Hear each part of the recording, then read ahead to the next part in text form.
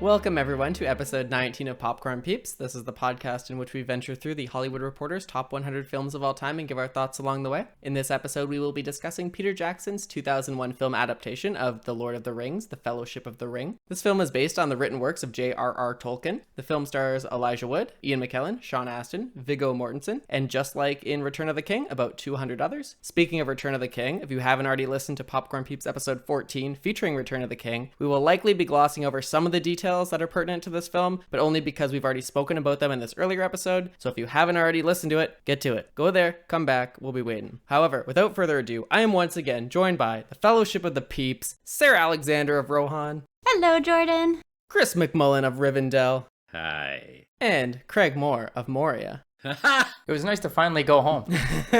Twice.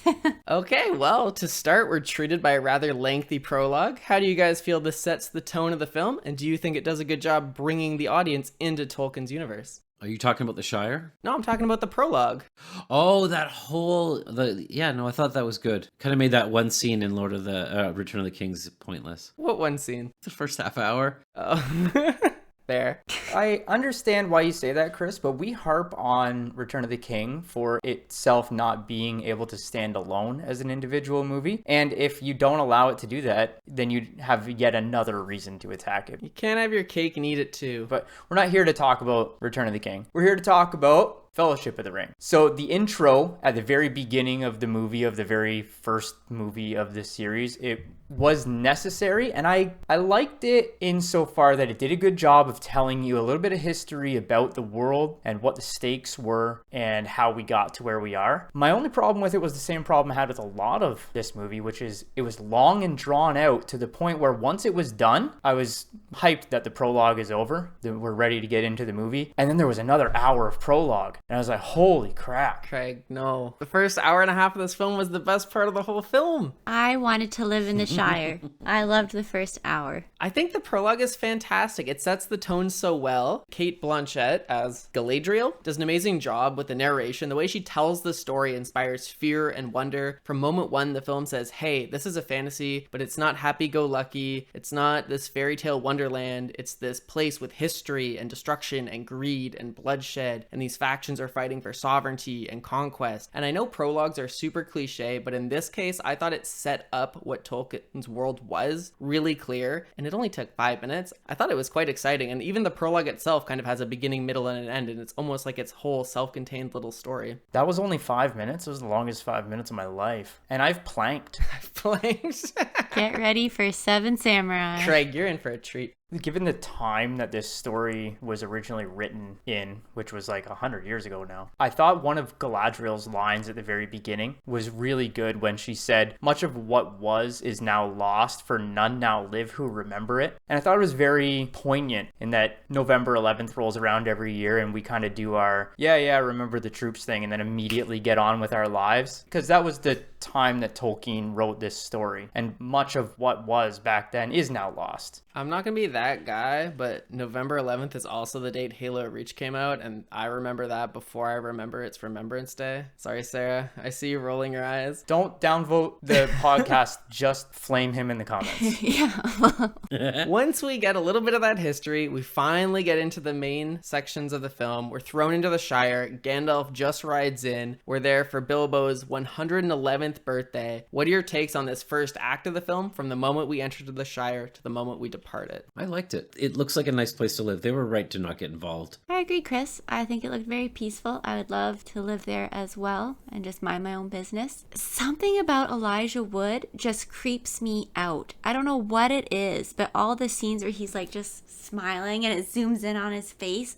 grinds my gears every time. It's the eyes. I like that Elijah Wood had a little bit more life in him in this one. I understand why in Return of the King he's very sullen. It wasn't a big difference, but he was a lot more jubilant in his relationships with some of the characters here, especially with Gandalf, especially with Sam. And I really enjoyed the contrast between just going from the last one back to the first one. It's a bit of a jump and you're like, holy smokes, you're right. Before everyone's like, oh my god, this is terrible. This is the worst time ever. I thought venturing back to the Shire was so therapeutic. You get to see the calm before the storm. All these baby hobbits are so cute, and you have these sea of vibrant green There's a sense of innocence within Sam, Frodo, Merry, and Pippin, and this opening act really does a good job of establishing that. Merry and Pippin are so self-interested, unapologetic, and even like when they're shooting off the firework and they almost light the Shire on fire, they're like, let's do it again, let's get another one. It's cool that you situate them like this because as the story goes on, they become more involved in the politics of the world, the wars of the world, and they really have to put on a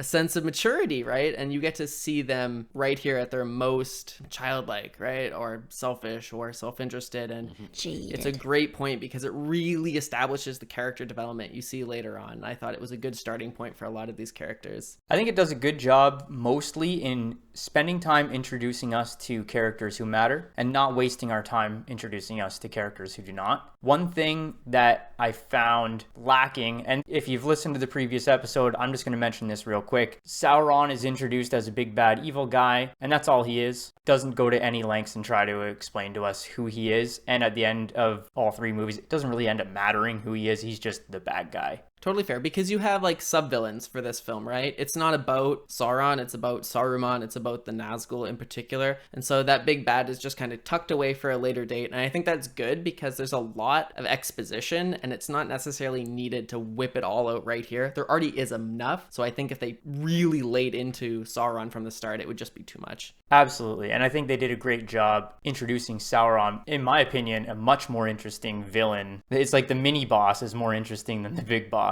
It never happens. I felt the same way with the Nazgul. They're menacing, relentless. Imagine something that doesn't sleep, doesn't eat, and all it does is hunt you. Every moment you're sitting down, they're like, it's looking for me. And the armor and whatnot, it's so cool. And then you get to the eyeball, and I'm like, this isn't as cool. So what? So he's a building? I mean, I still think the eye is cool, but I really think the mini boss in this case is better than the big bad. Bin Laden could have solved this one with a 747.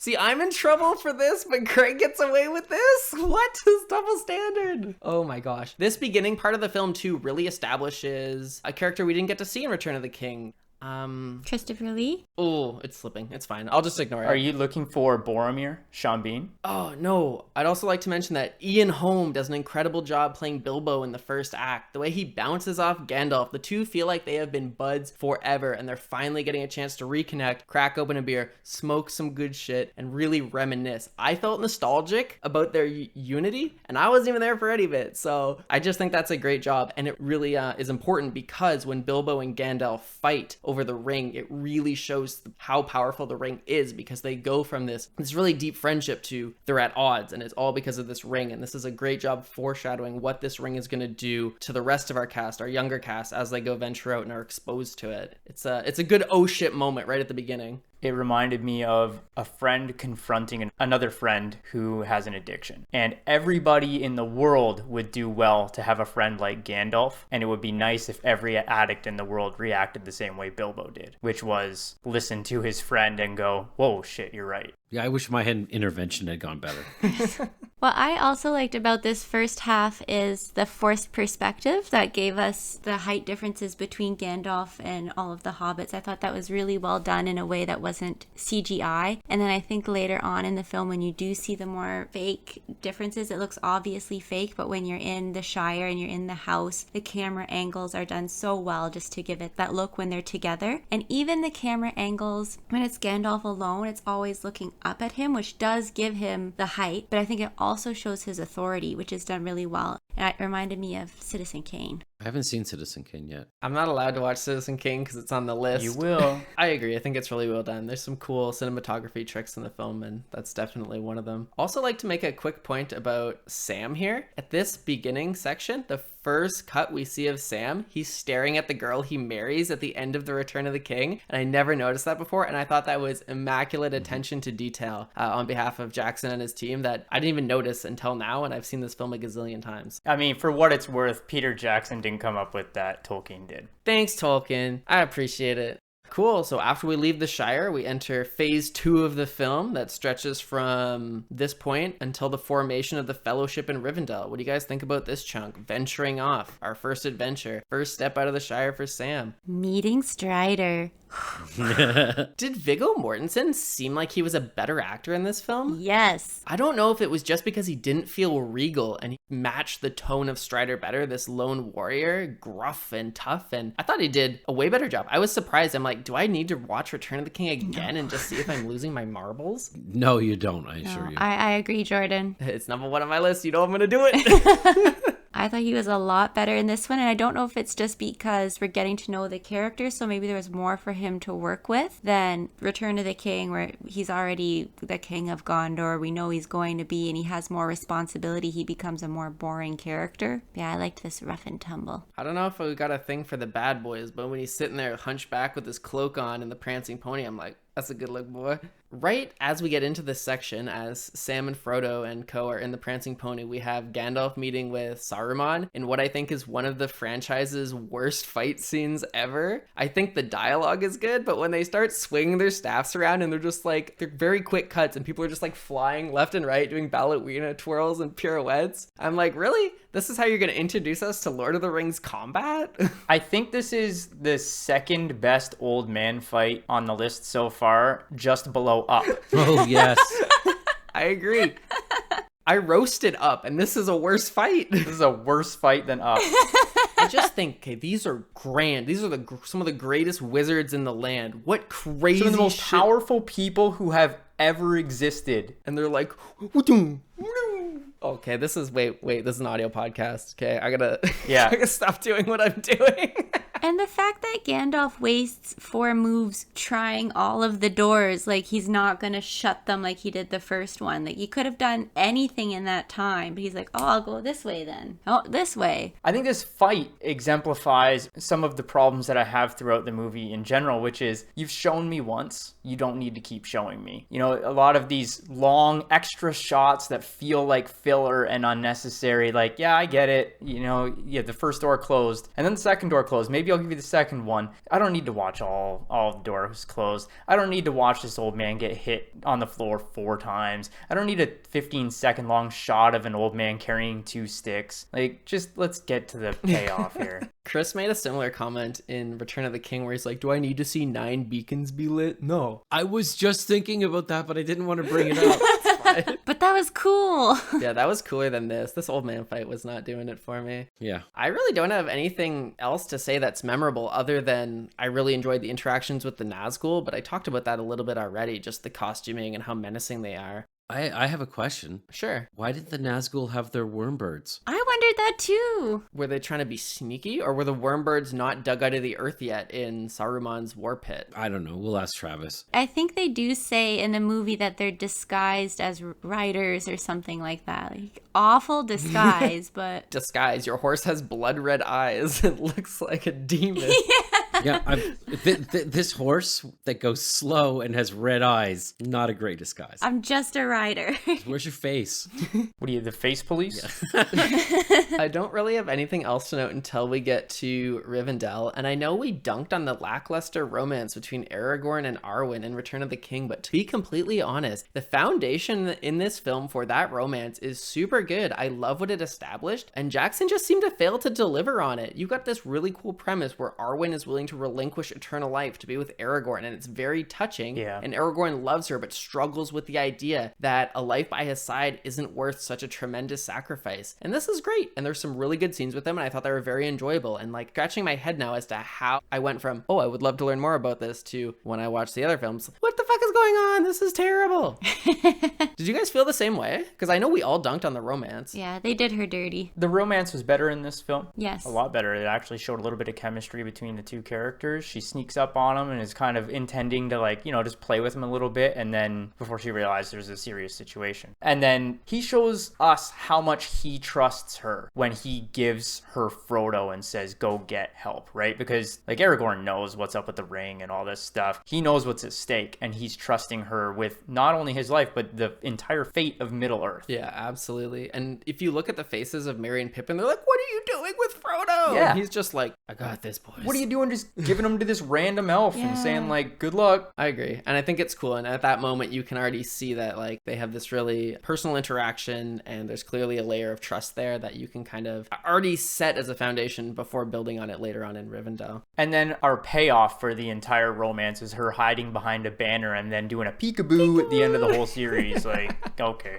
Whiff. Is that the next time we see her? No. She's in some, like, memory clips and stuff, I think. There's some flashbacks. I also want to make a comment about how great it is that the Fellowship is so antagonistic when it's first formed. Boromir cares nothing for them. All he cares about is his family, and Gondor, a kingdom he basically hijacked anyway. Gimli would rather die than see the ring in the hands of an elf, etc. In the similar sense that a lot of the hobbits were so innocent and they could build from that and grow from that, I think it's cool that the Fellowship forms in such an unconventional and confrontational manner, and then has so much room to kind of grow as we explore all of our different adventures and the characters develop and whatnot. So I'm going to ask you guys a question, and I'll ask our listeners to throw in their opinions of it. Why did Frodo volunteer? Did Frodo volunteer out of courage or a sense of responsibility, or was he manipulated by the ring to not let it go to someone else? I think manipulated because he's a coward. Is he a coward? He gets better, but he's a coward. Like he rises above it eventually. But the interactions you see in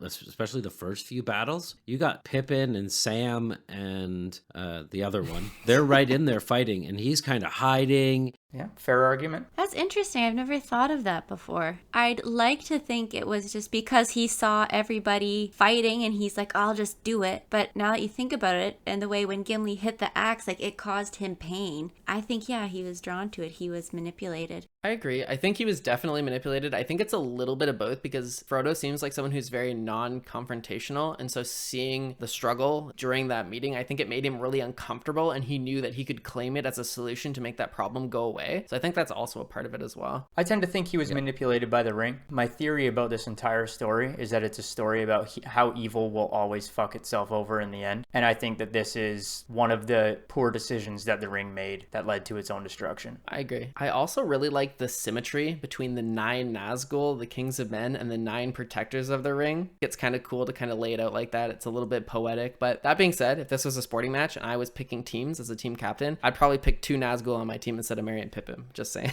I think I just take 9 Nazgul. Yeah, me right? too. Well, you would lose. We're already down a man by the end of this movie. Did anyone go, oh yeah, Sean Bean's in this movie? I wonder how long it takes until he dies. Yeah. I think Sean Bean does a great job. He's great, but he dies in absolutely every movie he's in. It's disappointing how much he dies. And in something like this, where we have to watch another 2 movies without him in it. I love that, though. I love pulling that punch early, because a lot of shows, like, these characters have big plot armor, and then if someone's going to die, it's going to be at the end, and then it's going to get wrapped up 15 minutes later. But to throw him under the bus this early on, I think was probably... It's been so long since I've seen it for the first time, but I'm sure it would have been a shock. When someone tried to sell Game of Thrones to me, they said it's like Lord of the Rings, but everybody dies. And I wasn't sure what they were watching, because in Lord of the Rings, Gandalf and Sean Bean are gone in like 1 episode. I like that Boromir provides a point of conflict for Frodo and Aragorn. He's abrasive, and he shows firsthand some of the decision-making that resulted in the creation of the Nazgul in the first place and the prolification of the Ring of Power. Yeah. Aragorn may be the heir of Isildur, but Boromir really seems to bear a more striking resemblance to him. He's following all of those same mistakes that men made to get us into this situation in the first place. And I think that's a nice touch from a story perspective. But does this possibly, and maybe I'm reading a little bit too much into it, I know people have dissected Tolkien to death, but is it possible that because Boromir has lived a life of in combat with Mordor, keeping the orcs at bay, that he's at a point in his war-torn life where he's just looking for any edge, regardless of how corrupt and evil an edge is? He just wants the war to be over with, and he's willing to do anything to justify that end, right? The ends justifies the means, I guess is what I'm trying to say for Boromir. But for Aragorn, he's looking at it from the 5-mile view saying, no, we can't go that route. I think Boromir is just naive, and he just doesn't understand the situation he would be throwing himself into. He would probably say the same thing about Aragorn, that Aragorn's being naive. Well, Aragorn has history to to show that this ring can do. But he's not a leader. I'm not disagreeing with you, Jordan. I think that Boromir is being naive. He's believing something without any evidence to believe it. He just wants it to be true. He wants to believe that he could use the ring to take down Mordor. But I think Boromir would say Aragorn is being naive in choosing to destroy the ring instead of using it. Is Occam's razor right or wrong here? Is the simplest solution right? Do we just pick it up and start swinging people with a mace? I think you're right, and it's just a different set of perspectives. Aragorn has been on his own this whole time, and he's not in the fray, and so he doesn't understand the urgency maybe that Boromir feels and the need to pick this up right away and defend himself and utilize it and protect these women and children and these families that live within the walls of Gondor. Is it just me, or does Frodo get stabbed a lot? He does. He's a level 1 character in a level 25 dungeon. I'd also like to make one note about Boromir. He gave us one of the greatest memes in meme history. The one does not simply listen to Popcorn Peeps. One does not simply listen to Popcorn Peeps without arguing with everything Jordan said. This movie has so many great memes. It's even giving us great memes 20 years later. The scene with Isildur in the ring where he goes, no. No. Destroy it. No. Yeah. I have no memory of this place. Meme. Yeah, and Bilbo's like, why shouldn't I keep it? And that one just blew up last year. So it's crazy that this 20-year-old movie is still so entrenched in popular culture. Well, it's 3 hours long. There's tons of content to meme. Yeah, but there's a billion movies out there, and all of a sudden people just keep plucking new ones from this. It's like SpongeBob. It's going to get memed until the end of human history. It made $1 billion. For what it's worth, Jordan was the one that compared Lord of the Rings to SpongeBob, not me. So don't blame me this episode. Once we leave Rivendell, we follow the Fellowship through the Mines of Moria and the elven territory of Lothlorien. This is the only time in the trilogy that the entire Fellowship quests together. What do you guys think of these adventures? Number one, I don't understand. It certainly seemed like Gandalf knew what happened in the Mines of Moria. I don't understand why when Gimli said, hey, let's go through Moria, he didn't say, yeah, fuck that. There's a bunch of orcs and a Balrog down there, so I think maybe we just do the mountain pass instead. That's number one. Number two, why was the entrance to the Mines of Moria, the riddle, written in Elvish? Don't the dwarves hate the elves? Why would they put like way markers for like Moria this way, but write it in Elvish? Maybe all of the small people died and the elves sealed the Balrog in. Maybe.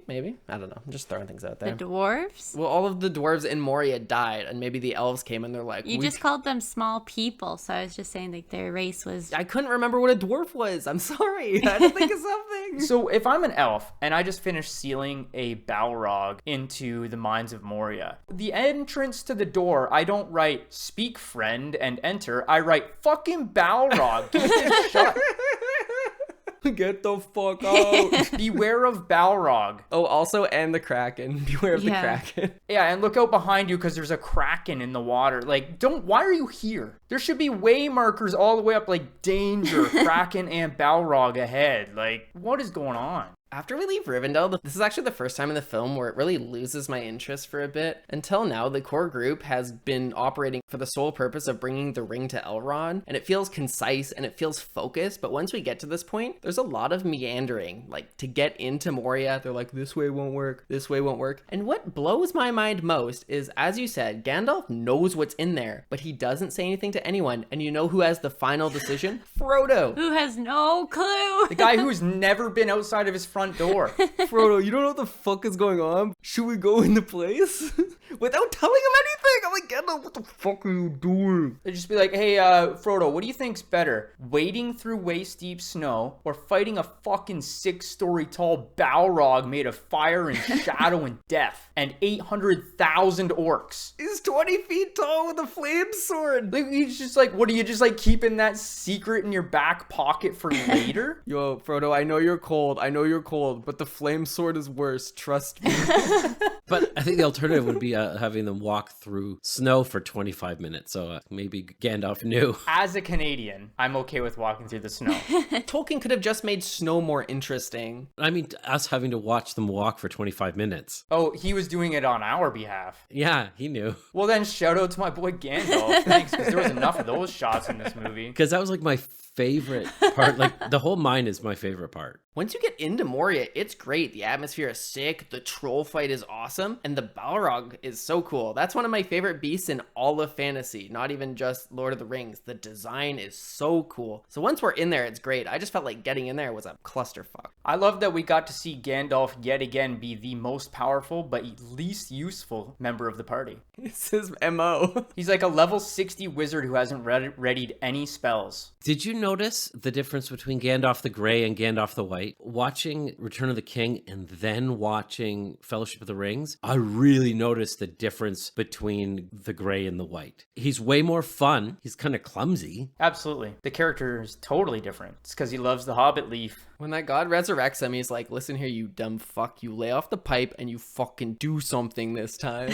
Also, his magic was more fun. He did the little fireworks in his hand. That was pretty cool. The fireworks he brought, right? And that's why they did all the magic stuff. Yeah. All of his stuff seemed more rooted in like a physical, like adding something to physical stuff. And then in the second one, it's just pure magic that sucks. Like when you're a teenager and you're fooling around and you're doing donuts in your car and you're getting into trouble and you're drinking and no one knows. And then reality hits you. You get a job. You gotta tighten the tie a little bit. You gotta behave yourself. This is just mature middle-aged Gandalf after the Balrog takes him down. Before then, right, reckless teenage Gandalf. That's really the way it seemed. It was great. And I don't even know why. Because he spends 50,000 years in the shadow or something. I'm going to quote my boy Chris McMullen here. Wasn't in the movie. Not going to worry about it. Yeah, totally. Best line in the whole film? What, Fool of Took? Nobody tosses a dwarf. Run, you fools. No, it's toss yourself in next time and rid us of your stupidity. I love that. So good. Run, you fools is an amazing quote. And then he just lets go. And as he falls, little thing for Guillermo, he went into like a cruciform shape. Did you notice that? No, I didn't. Yeah, as he's falling, he puts his arms out like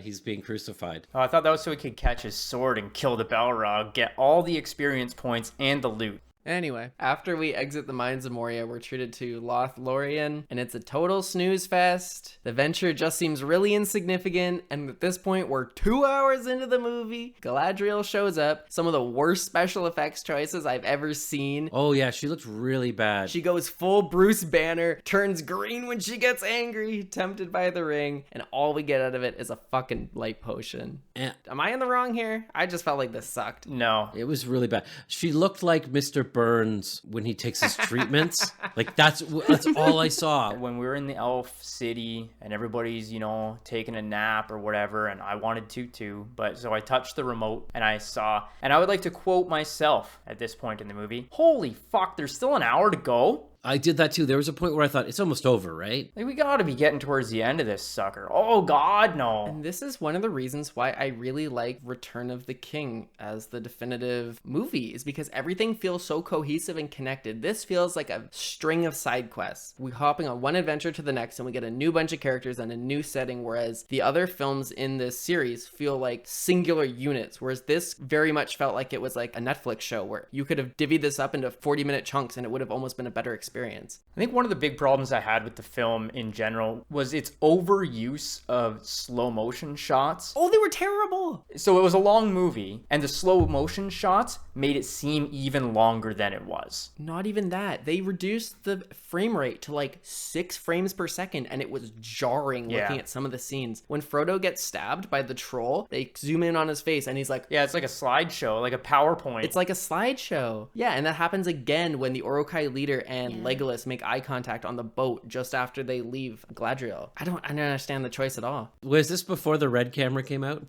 2001, I just felt like it would have been a better choice to just omit them entirely. It just stuck out like a sore thumb.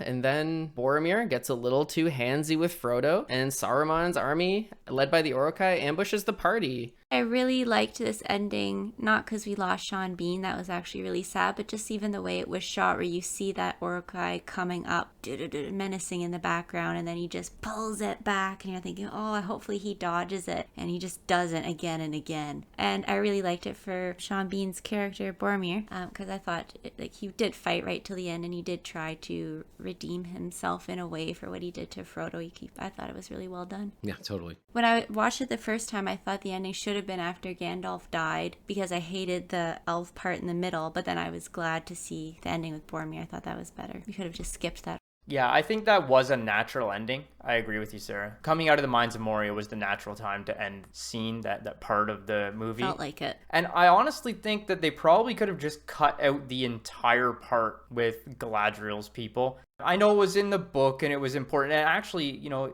with the story of Lord of the Rings, there were some important things that happened in that scene that we didn't actually see. So there was no point in having it. But it was important for continuity for the people who'd read the books and whatever. But for us as viewers who are just judging the movie based on its own merits, could have cut that whole section and just got us into the fight with Uruk-hai. She could have met up with them and like, hey, I got some stuff for you. Here you go. Bye-bye. Yeah, congratulations on beating the Balrog. Here's the dungeon loot. You know what, actually, I really liked Boromir's character, and I feel like killing him here was a waste. I would have loved to see more out of this character for the rest of the series. What more would you want to see? I feel like that was his whole arc. He changed his mind, right? He didn't have a king, and he doesn't care about anything, and Gondor doesn't need you. What would have been really good is in The Return of the King, if the city was divided over who's going to follow the steward and who's going to follow Aragorn, if Boromir stood up as the chosen son, the favorite son of the steward, and said, I'm throwing my lot in with the king, and was the deciding vote that united all of men together to say, I know he's my father, but he's wrong, I'm following the king. Boromir speaks very highly of his father, and then when we get to see his father, ooh, that man not very good. His dad sucks. I think he hadn't been corrupted as much yet, or the last time he saw him. Yeah, I think it was actually news of Boromir's death that kind of pushed him over the edge. True. The one thing that bugged me, and I'm curious what you guys think, there are two scenes, one that's like a joyful reunion and one that's like after the mines, where the soundtrack is totally over them being one time being happy and reuniting and the other time being sad. Did not like them at all. Do you remember those? A lot of the music in this movie is an absolute 12 out of 10. I'm not saying the music itself, but how it was shot, where the soundtrack covered everything. You didn't even hear like their voices or I hear what you're saying. But I think the whole point was that the music was supposed to convey the emotion that the characters were feeling. No, I get it. I just thought it was heavy-handed and gross. It was a little bit heavy-handed, but I mean, what in Lord of the Rings isn't heavy-handed, to be honest? I thought it was on brand. We're like the characters who are good enter the scene with glowing veils, and the evil characters have bright red eyes. I'm like, yeah, this is Lord of the Rings. This is consistent with the themes. But I understand what you're saying. All right. I have a question for you, Chris. Given that the king and the steward's son were out there scrapping the Uruk-hai in this movie instead of just legions of unnamed peasant soldiers. Yep. How did you feel about the combat? I liked it a lot more. It was funny. That's the other thing I was thinking about the whole way through. This was the ones who have been given the privilege paying like their responsibility. It was a big difference for me than unnamed thousands dying for a distraction. Yeah, I was thinking about that. Thank you for remembering. This is a much more personal story. Yep. Very character focused as opposed to politically focused. And yeah, you definitely get that. And I think it's cool to see. And I think it I don't know if I want to say this. I think it may justify a little bit of their kind of distancing in later films if they've already proven that they're willing to go and fight on the battlefield in instances like this. You can disagree, agree, whatever. I would disagree only because I feel like this film sets personal stakes. We saw Boromir die, and that's a person who died, right? He was 1/9 of the Fellowship, and that broke our hearts when it happened. Mm-hmm. And then in future films, we see 100 people die. The stakes are already set in that we only care about 9 people in the film, and 2 of them are already gone. So like, we don't even care anymore. We would watch 100 people die. We don't give a shit. Mm-hmm. It's true. On the subject of music, once again done by Howard Shore, felt like the music of this film was better than Return of the King, but I'm probably wrong, and I'm hesitant to say it because I know a lot of the themes are reoccurring, but I just felt like I enjoyed it more. Maybe we had more Shire tunes. Maybe that was it. Here's the thing about the music is I like the music, but unfortunately I feel like it's overshadowed because it's being used to keep us entertained while it's showing us these grand, beautiful shots of the mountains that are neat when you see it, but like I could just watch someone's vacation photos. I don't need a 3-hour film of it. And there's just a music soundtrack behind it, and the music's good, but my God, if I just wanted to listen to the soundtrack, I'd put the soundtrack on Spotify, right? Half this movie was listening to music while watching someone's vacation photos. This is our 3rd movie for Howard Shore. So he's on here for the Return of the King and also 7 and now Fellowship. So he is in our lead for composers. He was in 7? He did 7. What a Chad. Chris has to like the music now. No, I don't. Now he's conflicted. No, I'm not. No. Good job on 7. Meh on Lord of the Rings. Before we rank this film, I'm going to throw it over to Sarah for some rapid fire facts. So apparently Viggo Mortensen is a diehard Habs fan, and he wore a Habs t-shirt underneath his Aragorn costume during the entire filming. And this is because where he grew up in northern New York, He's the greatest Hab. all he had was the Canadian radio coming through, so it was all the Habs games. And his current partner is the actress who played the mom in Pan's Labyrinth. So it ties those two movies together. Small world. Well, let's rank this bad boy. If you're following along with the YouTube video, you can check the description for a list of all of our current rankings. But without further ado, Sarah, where are you going to place Fellowship of the Ring amongst the films we've seen so far? I'm going to place it in the 9th spot between Dr. Zhivago and Bonnie and Clyde. So where did you place Return of the King? Much higher, right? Number 2. This one felt longer for me. And in terms of epics, that's kind of what I compared it to. I liked Dr. Zhivago better probably than this one. Just the parts that in this that felt long were... Oh, and to start it off, I started out watching the extended version accidentally. So that felt like a fucking nightmare when I got 2 hours into it. And you were still in the Shire. Yeah. We're all done and we're like, Sarah, what'd you think? And she's like, what are you talking about? I'm still watching Hobbits roll in the grass. Yeah. It felt long to me compared to Return of the King. I thought that was more seamless, and overall, I liked the story better. So yeah, 9th. I'm starting to wonder if you need both Sarah and I on this podcast, because I am also placing it in 9th between Up and Inception. I also put it in 9th. What? Yeah. Isn't that crazy? Yeah, no, so for me, it's not as good as Bonnie and Clyde, but better than Die Hard. And to put that in perspective, Return of the King was 15. Wow. I was like, whoa, how do we even have 15? But this is episode 19. We've got quite a few on that list. What do you guys think? Am I going to put it at 9th to make it united as one? No, that's probably like number 3 or something. Nah, Craig, you think I'm going to put it at number 3? You fucking idiot. I'm putting it at number 4, actually. Below Inception and above Dr. Zhivago. I still think it's really good. I think the first half of the film and the last 30 minutes are awesome. I think it does drag a little bit in that kind of like 3/4 section. But in terms of fantasy, I still think this is fucking awesome. And there isn't a ton of stuff that punches this hard in the genre. And I love the genre. So maybe a little biased in that aspect, but 4. What are we going to watch next week, Chris? Next week, we're going to watch Amadeus, 1984 movie about Mozart. We're finally at a movie about music, and I get to review it.